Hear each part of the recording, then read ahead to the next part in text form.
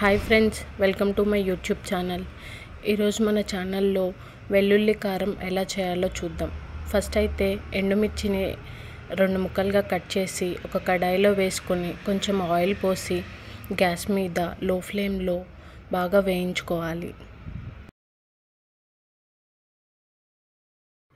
ఎండుమిర్చి బాగా వేగాక ఒక 10 నిమిషాలు చల్లారనివ్వండి. ఎండుమిర్చి బాగా చల్లారిన తర్వాత వాటిని ఒక రోటిలో వేసుకొని బాగా దంచుకోవాలి.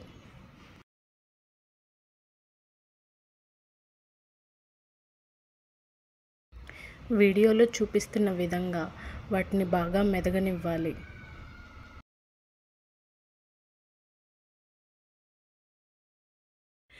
ఈ వెల్లుల్లి కారంలో నేను కొబ్బరి యూస్ చేస్తున్నాను. మీకు కావాలంటే మీరు వేసుకోండి, లేదా వేసుకోకపోయినా పర్లేదు. కొబ్బరిని ఇలా వీడియోలో చూపించిన విధంగా బాగా మెదగనివ్వండి.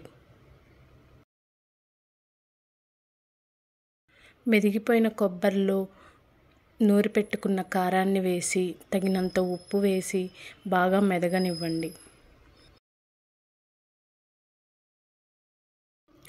ఉప్పంతా కారంలో బాగా కలిసిపోయిన తర్వాత ఒక గుప్పెడు వెల్లుల్లి రెబ్బలు తీసుకొని కారంలో వేసి బాగా మెదపండి.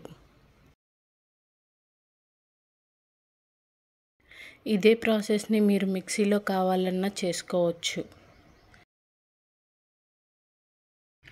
అంతే, ఎంతో టేస్టీగా ఉండే వెల్లుల్లి కారం రెడీ. మీకు వీడియో నచ్చినట్లయితే like, share, subscribe. Thank you.